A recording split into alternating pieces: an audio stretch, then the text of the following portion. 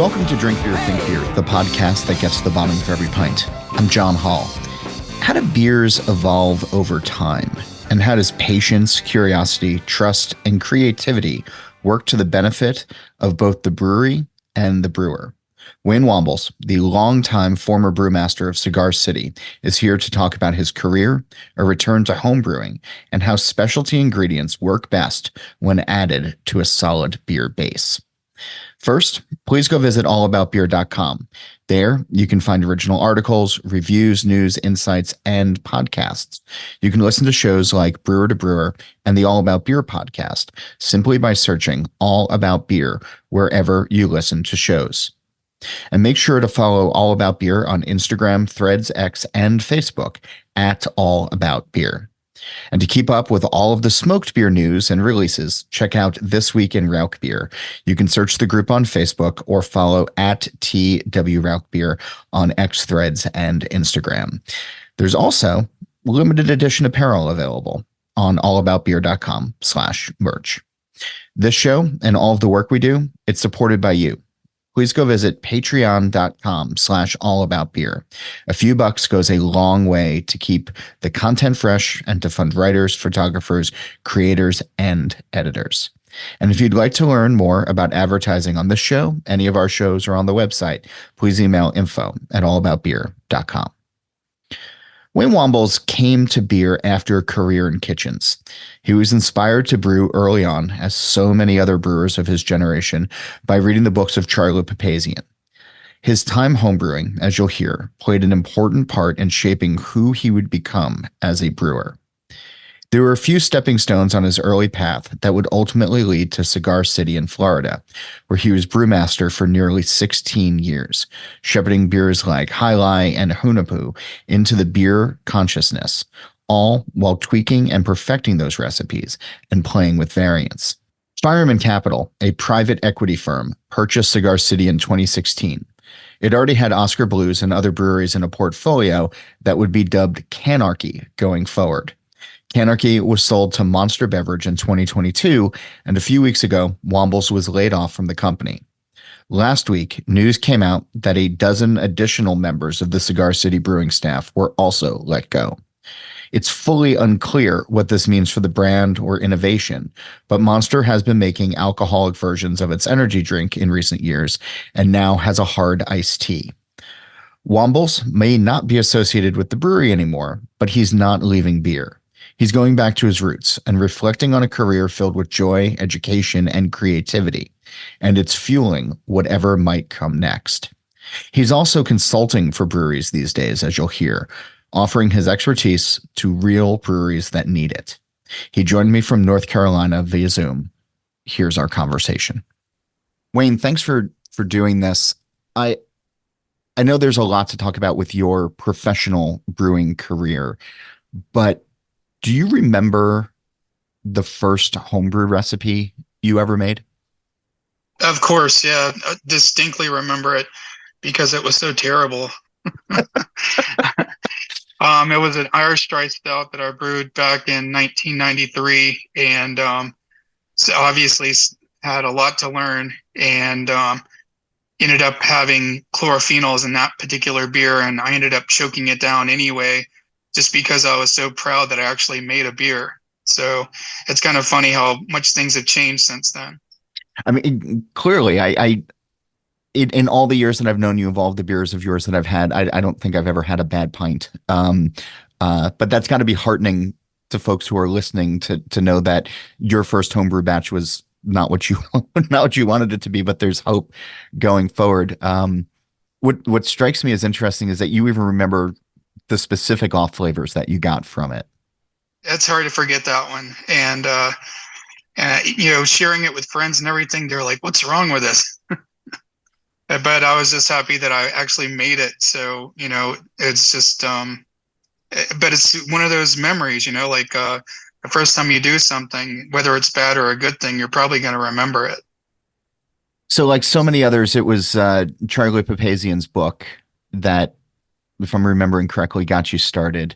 But you were in a food background beforehand. I mean, you were in a, professional cooking. Yeah. I worked in restaurants for about 12 years, and I went to local community college, and I was thinking of going into environmental engineering, and then quickly decided that that was probably not the best pursuit for me. And but I was inspired by working in restaurants and coming across certain beers, even though this small town that I grew up in Enterprise, Alabama, which is southeast Alabama, there wasn't a whole lot of variety back in the early 90s. Um, but I was working in different restaurants. I worked in an Italian restaurant, a Greek restaurant, Mexican restaurant. I worked in so many different environments with cultural differences that it was inspiring and fascinating to me because it took me away from Southern cooking, which is what I grew up with in Southeast Alabama. And that was one of the links that kind of pushed me towards beer, in addition to um, Papazian's book. But unfortunately, I ended up reading the Homebrewer's Companion first, which was utterly confusing to me. And I almost didn't start brewing beer because that was the next book in a series. And it Yeah. was geared more towards the intermediate to advanced. So I kept thinking, what am I missing here? And then I finally realized I missed a whole book. And I went back and read the first book, and then it made a lot more sense then. I like that. I mean, gosh, if it wasn't for actually going back and finding that original one, we might have been deprived of all of your beers. You might be in a kitchen somewhere, I'm sure running an award-winning restaurant. But what was it about the connection when you made that jump? When you first started homebrewing, when you got interested in homebrewing, was it in the same way that you were exposed to Southern cooking growing up and then exposed to new flavors from these kitchens that you were working with? Was it just the pursuit of different to you flavors? I think part of it was about deprivation, because growing up in that area, there wasn't, like I said, there weren't a whole lot of options. So my solution to that was start brewing beer, start creating my own options and making beer in such a way to where the beers that I couldn't get, if I made them, maybe I could understand what made them what they are. Because I was also reading, like Michael Jackson's books on all these different beers and his travels and how they reflected in this way and that way. But I couldn't get those beers. So I started making beers at home, kind of like from a self-educational perspective, but also because I couldn't get the things that I wanted to learn about. So I think that was a really big part of it. And, obviously some of these inspirations that came from my experience in restaurants sort of leaked into some of the beers over time as well. How quickly in your homebrewing experience did you go back to trying to make the dry Irish stout better? Oh man, I actually have my first book, um, where I logged all the recipes that I was brewing at the time. I probably did it within the first year, but that memory is less at the forefront than actually brewing the first terrible one. So Yeah. so I'm not completely sure what kind of changes that I made to it. But I do remember I made an espresso imperial stout, and it was an espresso India imperial stout. So That well hopped. was yeah, that was one of those hard balancing acts, and it actually wasn't bad. That's the next stout that kind of stands out in my mind after the first brew that turned out less than preferable. Yeah. It's interesting, although it really shouldn't be a surprise that stouts played a big role for you in home brewing because I mean you're obviously celebrated for so many of the stouts that you put out into to market over your years at Cigar City. Do you think you would have been on a different trajectory if your first batch had been an amber ale or something?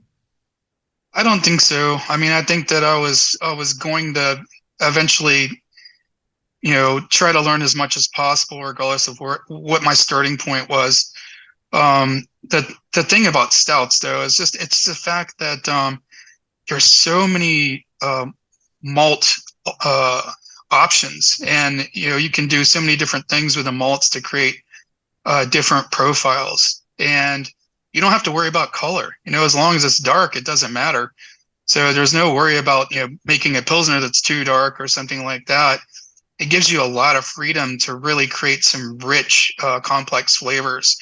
And then it just becomes more about balance. I don't want some ashy, super astringent from dark malt thing in most cases. So there is a balance aspect, but there's really a lot of opportunity there to create a lot of depth and complexity in stouts. So as you started your professional brewing career, do you remember the first professional stout you made? Mm. It actually took a while, and I didn't make it at the first brewery that I worked at. The first brewery that I worked at was Popplehead Mule Company, which was a small brew pub in Dothan, Alabama. And they pretty much already had existing styles. That was around like 96 or so. Mm-hmm. Uh, so at that point, my goal was really to try to make whatever they were making at the time better, or like just do the best I could with what was in front of me, because they had three brands that were pretty well established. So it's just trying to maintain or improve upon those. I mean, I was given a brewer's tap, like specialty tap or whatever, but uh I never would put a stout in that position because the market just wasn't ready for something like that. Not in that location. So it wasn't until Buckhead Brewery and Grill in Tallahassee, Florida, where I started doing things like that. And that's really where my career started, because I was given a great deal of creative freedom there that I'd never been given before. So when you had that creative freedom, when you had that trust, where did you put it? Like what were the resulting beers from that? There were so Buckhead and Tallahassee, a lot of the beers that I were brewing they were traditionally oriented, but focused on different yeast strains, and in some cases focused on different hop varieties and different techniques. For instance, I was doing cooler whirlpool hopping on the hot side back in like 1997, 1998. Huh. So I was running through the heat exchanger and then running back into the kettle, getting it down to like 190 to 195, and then adding my whirlpool hops. And I was doing those tests back in the late 90s. And I would put them in front of homebrewers that would come in, and they'd be like, I can't tell a difference, but I could tell that it was making a difference. Um, Process differences like that were big for me. Just doing anything I could like that to kind of like learn if how does this smell or taste different if I run the process like this, if I ferment this yeast at this temperature, do I get like more or less ester production. um those earlier days were more looking at commercial applications, without getting into crazy things, like putting chili peppers and things like that into beer. It was more about how do I refine my process? How do I make my traditional styles as solid as possible? Because once I get those things down, then what comes later is me doing crazy things with those things that I developed back then. So Yeah. it was a great starting point where I was given enough freedom to be able to see the results of the things that I was doing and create strong base beers. And that's I feel like that's so important, right? Of even today with beers and breweries that are out there, of maybe not having that strong base beer. Okay, it's like, oh yeah, we're gonna add chilies, or we're gonna add adjuncts, we're gonna add, something crazy. But the base beer itself doesn't necessarily lend to those adjuncts, to those ingredients. And I don't know, maybe it's just this is me sort of spiraling now, but it's the work that had been done early on with normalizing things like chilies in beer or chocolate in beer or whatever. Um, there's maybe not the same focus on the base recipe that maybe there I definitely needed to be back then when you were doing this, but probably should right now. So I guess the long wind up is, do you feel those beers that you would make later on in your career would have landed in the same way if you didn't put that work in back then in Tallahassee? I don't think so. And the crazy thing about it is the fact that Maduro, I made that in Tallahassee before it ever got made at Cigar City Brewing. The brown ale, yeah. Marshall Zhukov's Imperial Stout, that was made in Tallahassee the first time before it ever got brewed at Cigar City Brewing. A lot of the beers that were used as base beers years later in Tampa were developed at Buckhead Brewery in Tallahassee. And then I just sort of held on to those concepts until I got to a position where I could do different things with them. And it was a real big, huge building block for Tampa.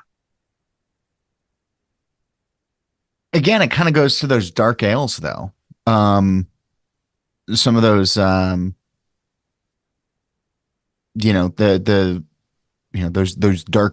those darker malts, but that have that soul, but also that the good body to them. And I always thought Maduro was fairly refreshing as well. Like when I was in Tampa, it was one of those beers that I enjoyed drinking in the tap room, when it was 95 degrees out. You mentioned, messing around with malts before and specialty malts and, trying to find different things that worked. When you were building out some of those recipes and messing around with malts, were there were there results that were surprising to you in a good way? With specialty malts. Or even just the malts that you were putting together for a lot of these dark ales that you were brewing? I'd already had I'd already created such a foundation and understanding for a lot of what I was doing with a dark malt that it no longer was how much of it to use, or how to mix it. It was, like how to combine them. It was more of, which malts their best fit my desired profile. Because, is it Baird? Is it Simpson? Like, who is it? Because that was the new goal once I got to that point. I didn't have access to as many maltsters back in Tallahassee. That was one of the bad things. It was pretty much only Breeze is who we had access to. So I was limited to that. But once I got to Tampa, everything was wide open, which changed things dramatically. It allowed me to actually create beers regardless. I mean, I had access to everything, and I could literally brew test brews and fine tune it, keep changing out the maltster until I got it exactly where I wanted it, and that just wasn't an option in Tallahassee. So that was a really big thing. I like that. And it's also just, that's a good reminder to, even if you have a malt provider, that you like to branch out and see what other folks have, because it might land a little different. Yep, I totally agree. So you've dialed in the recipes and you've built the base beers. And I remember one of the first times that I met you. Gosh, I don't even know when it was now, but it was a long time ago. And we had a long conversation about various woods, and it wasn't even necessarily about the barrels themselves, because and these days that topic is, well, it's a bourbon barrel, it's a wine barrel, it's wow, this held tequila at some point and everything. But we had an actual conversation about aging beers on wood, and you were, if not the first, one of the very first in the US to really be messing around with different types of woods and its effect on beer. And I remember somebody saying, it might have been you at the time, of just like, this is going to be the fifth ingredient, the fifth main ingredient in beer going forward. Um, what did you learn about wood in your years, or what have you learned about wood in your years as a brewer? I learned that there's a lot of opportunity for a pretty wide variety of infusing different character into beer by using wood as a raw material. But I also think it's important to understand that wood aged beer is not the same as barrel aged beer. So And let's talk about that. so if you want to make an IPA, you're gonna have a much more successful beer. If you want to make a wood aged IPA, you're gonna have a much more successful beer if you appropriately wood age it versus barrel age it. The difference to me between wood aging and barrel aging is uh, low to zero dissolved oxygen ingress. And so you need a closed system. You need a way to, and ideally, you need a way to recirculate the beer through the wood. That like you can get faster extraction by conducting it like that. But if you can minimize oxidation and you can maximize wood impact and define the level of wood impact that you want, you'll get the beer that you want. But you'll rarely make a good IPA that is aged in a barrel versus wood infused. Those are just different things. And we learned that pretty quickly with the Spanish cedar aged High Life. Yeah. And that, it started off as being a static contact, which was added to fermentation, and eventually went to a separate tank, which we would recirculate the beer through with the wood spirals in it. And that was a huge difference, and that made a huge difference in the quality of that beer. I remember cedar aged High Life. I mean, you weren't making it all that often, right? In the beginning, we were doing bottle conditioning. Okay. Um, we made a decent amount of it, and and then eventually it became like a seasonal, I think. It's never been a year-round beer, so we weren't. Yeah, it was never a core brand per se. It was more of like a seasonal, but it is also one of those polarizing beers. There are people that loved it, and there are people that just didn't care for it. Because the character of the cedar in parts is it can be overwhelming to some people. Yeah. So, what about experimentation when it comes to wood aged? Like, Let's how talk about much? a couple of my favorite projects. Okay, okay, yeah, One of my favorite projects with wood of all time was I was working with Darwin Brewing Company in Florida, and he is from Peru. He's actually a chef and makes some incredible ceviche, some of the best ceviche I've ever had. But he was able to bring in about 11 or 12 indigenous woods from Peru. And so basically what we did was we got all these crowlers, and we weighed out and approximated the same rough weight of wood per crowler. And then we filled all the crowlers with a neutral blonde beer. And then we put them into the refrigerator, and we let them all sit for like 2 weeks.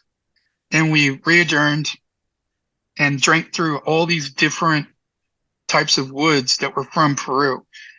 And we picked a single wood, and I can't remember the name of that wood right now. Unfortunately, I apologize. it's okay. But that was a really unique wood, and it sort of contributed a character that came across kind of like pear brandy. It just was really unique, and that was the wood that we used to make the collaborative beer with.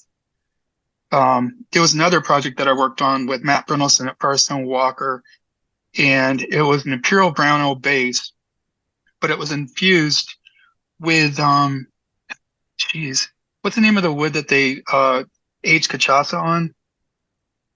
Oh, I could pretend like I'd immediately know the answer to this, but I don't.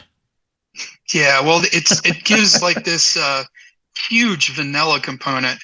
And it also has almost like this gingerbread spice sort of character to it. And that was one of the woods. And we also used an African wood that gives like chocolate notes. And that was but it was unique chocolate notes. So that was one of, probably might have been one of the best, um, more experimental wood age beers that I've ever made. It was a fantastic beer. When you looked at the spider chart for this thing, it was just full. I mean, completely full across the spider chart. It just it had so many different flavors, but it wasn't overwhelming. It was balanced and it was really pleasant.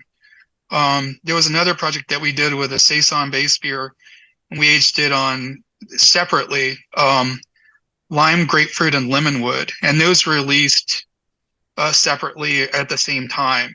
And I was surprised by how different those three woods expressed in the beer, but they were all complementary.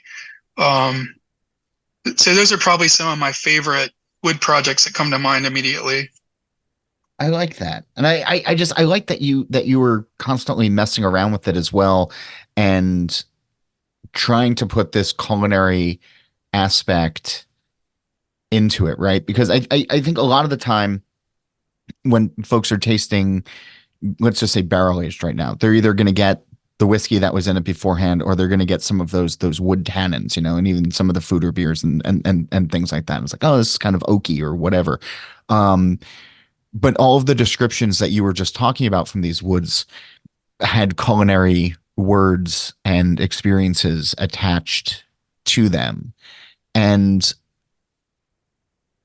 I wonder how much of your background, even as you were, yeah, your background in the kitchen, even as you were making some of those beers, but then just the everyday drinking beers that you made during your time in Tampa, um, how much did your culinary background influence those beers? I think Like heavily, across the but board, yeah. I think you have to go back to my early homebrewing years to put all the pieces of the puzzle together. Okay. Because back in early homebrewing, I was making much more culinary inspired beers. Um, and but I knew that commercially that wouldn't fly. Some of the culinary concepts I was making at home, the market wasn't ready for that. So in Tampa, or sorry, in Tallahassee, that's when I build my base structure, my solid base styles. And then by the time I got to Tampa, that is when I could take those ideas from early home brewing and put them into those solid base styles. And that is how I moved forward with Cigar City. Because prior to that, I wasn't allowed to take those culinary ideas and cross them with the beers that I was making. So Tampa was doors wide open, do whatever you want, and it was awesome. Yeah, I like that. When you look back, I know it's cliche to ask you about Hunapu, um, but I think it was such a formidable beer for so many people, and really helped launch a category and a movement that still continues pretty strongly these days. Are there ones that you look back at with particular fondness of all of the variants that you did, of all of the recipes that you did over the years? Yeah, I think the very first double barrel aged was the best that we ever made. And there were some great years of non-variant. I think too. I think 2011 or 12. It's been a while. One of those was more chili forward, and that chili character actually held up really well. I think I had one of those like 8 years later, and uh, but one of the issues became like how do we have a consistent Scoville from year to year, and we had to eventually solve that equation because the idea wasn't to make a super hot chili beer. It was to have enough Scoville that was hitting you in the back of your throat to where you couldn't determine if it was the Scoville or if it was the 11.5 to 12% alcohol by volume that was causing your throat to feel that way. So creating that balance took some doing, but we eventually figured it out. Um, what was it about that double barrel that stuck out in your mind? I just That thought sticks out in both your the mind? barrels were incredibly harmonious, and I was getting elements from both the barrels, but they weren't overwhelming the base beer. And a lot of times you end up with not, I mean, sometimes you end up with these beers that are excessively sweet, and and that's not really what I look for in a barrel aged beer. I want the sweetness there for some balance, but if you don't have the elements of the barrel that are up more forward to help balance out the rest of the beer, then it's just one big diabetic mess, and that's definitely not what I was trying to do. Yeah. It's so interesting to think back to like 2011, 2012, the beginning of the rise of Untapped, and everybody sort of becoming a critic and or heaping praise on a beer. Um, in the years that I attended the festival that you all would have for Hunapoo, I was always sort of struck by um, the enthusiasm behind it, um, but also um, the lack of, what's a polite way of saying this? People weren't really taking their time with the beer. They weren't sitting and savoring. This was a fill your cup, chug it down, go on to the next one type of thing. Um, and that's sort of my long setup for when you have a beer that captures the attention of so many, right? And there's going to be so many thoughts around it. I imagine there's a certain pressure that you as a brewer have to face um, in building it out. But did you have quiet moments with that beer or any of the beers that you made over time where you could remove yourself as a brewer and just appreciate the beer that you had made as a beer drinker? Sure, and I'm glad you're asking this question because that really goes back to, I mean, earlier in my career too. Um, I, it wasn't uncommon for me to brew later in the day when I was working in Tallahassee. And it wasn't uncommon for me to leave at 2:30, 3 o'clock in the morning. And there would be evenings where it would just be me sitting in the pub, not a single soul there. And I would pull one of the beers that had just come on tap, or I'd pull several of them and just sit them on the table in front of me. And then I would drink through each one slowly and think to myself, did I achieve my goals here? Like, did I hit what I was striving for? And I think that was really the beginning of what you're talking about, trying to put myself in the position to where I'm asking myself, like those tough questions, and being very critical of myself, because it is extremely important to me that I was achieving what I'd set out to achieve. And that was really where all of that began. Yeah, if not before that, evaluating my beers before entering them into homebrew competitions as a home brewer, that also was a big thing for me. Although that's different than looking at it from a consumer perspective. But yes, I've always tried to be really critical of what I'm doing, and try to make sure that I'm hitting a mark that would like be pleasant for a drinker. Yeah. Does it get harder to do when you think about those early days in Tallahassee versus you know a significant career that you've had since then? Is that something that gets harder to do over time? Or as you scale up? Um, that maybe as you scale up and you start going into distribution, there's less variety. And there is more of a focus on maintaining the existing brands that, especially the ones that are selling at volume. Um, but overall, I moving forward, I think that we should continue to focus on traditional brands, well produced traditional brands, because I don't see them going away. And as well as being innovative and creating unique concepts. So I think that traditional brands are part of the history and soul of beer. And if I think if those things are gone, then I think we have to ask ourselves, are we really drinking beer anymore? You've been making beer again at home. I've seen some posts on social media over the last couple of weeks. What have you been firing up in the homebrew kettle?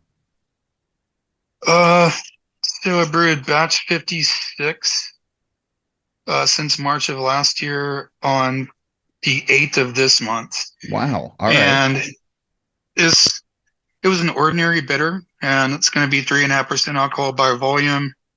Robust porter that I brewed before that, and as you probably saw, I've got an Irish red that turned out really great for St. Patrick's Day. I made a 3.5% Irish dry stout for St. Patrick's Day that turned out really I nice. was going to ask if you went back to the dry stout. Yeah, yeah, and it turned out really nice, even at 3.5. And um, upcoming, I'm about to brew a second pilot of Schwarzbier, first pilot of Dortmunder Export, and brewing oat beer and a Kolsch. I did some research on those two styles. They were really interesting. Looking at the yeast genetics, it's interesting how the oat beer yeast strain and the Kolsch yeast strain are kind of branching out on similar branches, but are distinct. They're not the same yeast strains. So I'm brewing the alt beer with a traditional alt strain and the Kolsch with a traditional Kolsch strain. I've been digging a lot more into things like that lately on a homebrew level. Once again, that all goes back to how do I create the best example of a traditional beer? And it's all the details. If you don't have all the details, like, are you really creating a great example of that beer? It really does sound like you're giving yourself that freedom to explore, that freedom to educate yourself, and it sounds similar to that opportunity that you had back at the beginning of your career, to really just sort of explore. D- Yeah, it's been does it feel good incredibly to be refreshing. homebrewing again? Yeah. It feels so refreshing to be doing it again. It's like it's not like starting over because I have all this knowledge, but it's just so refreshing to have the creative freedom to be able to do whatever I want and and still be really critical on myself and try to make the best examples that I possibly can make of those things that I'm working on. Um, in some situations I've gotten up to the sixth and seventh pilots in the last year, and it's really allowed me to love brewing again.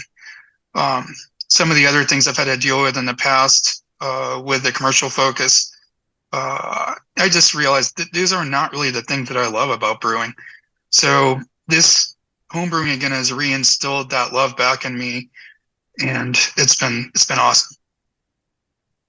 So you're not just homebrewing these days. I know you've made headlines, that you're not with Cigar City anymore, but you're consulting. You're out there bringing your vast knowledge and expertise uh, to folks who want it, and probably more importantly, to the folks who need it. Um, Tell me about your consulting these days, and you know, where the people who need you can find you.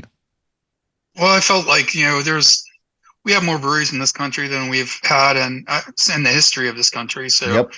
um, there have to be some people or some entities that could use some help. And I'm all about us as an industry making better beer, and 100% invested in helping to make that happen.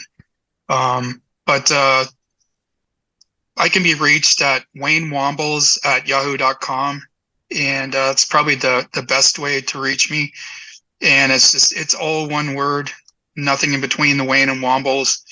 And yeah, just encourage people to reach out, and if they want uh, to explore improvements or anything, then I'd love to help them.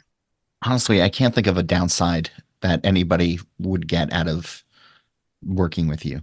Um, and I'm saying this as having been drinking your beers for so many years now. And I'll put that up on the website and everything for everybody who's listening, so you don't have to write it down if you're in the car right now. Wayne, I want to ask you the green door question. So on this show for a while now, I've been asking folks. The premise is there's a television show called The Good Place, and in the final season, they introduce a concept of a green door that folks can walk through and be anywhere doing whatever they want to be doing. And so, if we had a green door on our plane of existence and you could walk through it after this conversation ended and be at any pub or any brewery anywhere in the world, where would you want to go?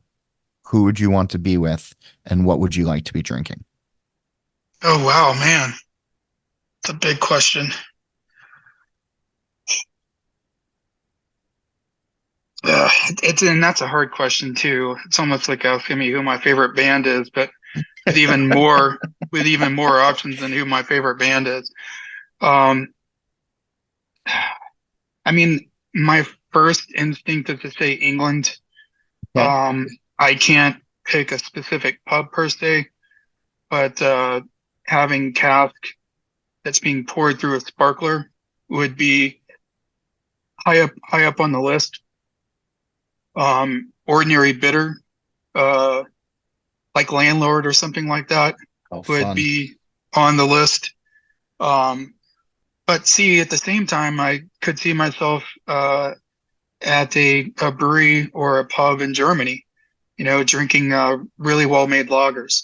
So that's a tough one, John. It's because I'm kind of torn between those two things. Um, I mean, I think if I really were held to it, I would probably pick uh, cask ordinary bitter first, just because it's not something that you can get as readily as German lager. Right. Um, so yeah, probably England somewhere, drinking landlord on cask through poured through a sparkler. It that's a great answer. I love it. Um, Thanks for doing what you do. Thanks for all of the great beers that you've made and the memories that you have created for people. And I'm excited about you being able to share that with folks who need your consulting work, and then whatever comes next for you. I know people are going to be following with great interest, because where there's great beer, there's great interest, and where you are, there's great beer. Thanks for being on the show this week, Wayne. I really appreciate it. Excellent. Thank you so much, John, and thank you for all the kind words and support. I really appreciate it. One more time for all of those who want and frankly need Wayne's consulting services. That email address is WayneWambles at yahoo.com. That's WayneWambles, all one word, at yahoo.com. Make sure you reach out today. Who would you like to hear on the show? Who inside or outside of the beer industry would you like to hear on the air? Tell me all about it. My email, it's John Hall, JOHNHOLL at allaboutbeer.com. That's also how you can get in touch with questions, comments, or anything else that's on your mind. A reminder, please go visit allaboutbeer.com. There you can check out the podcast page, the merch page, and read great new content, as well as the All About Beer archives, which go all the way back to 1979. Follow All About Beer on social media at All About Beer. And if you're interested in supporting journalism in the beer space, and you should be, please email us at info@allaboutbeer.com or go to patreon.com/allaboutbeer. One more time, All About Beer has a podcast channel now. Search and subscribe on your podcast platform of choice.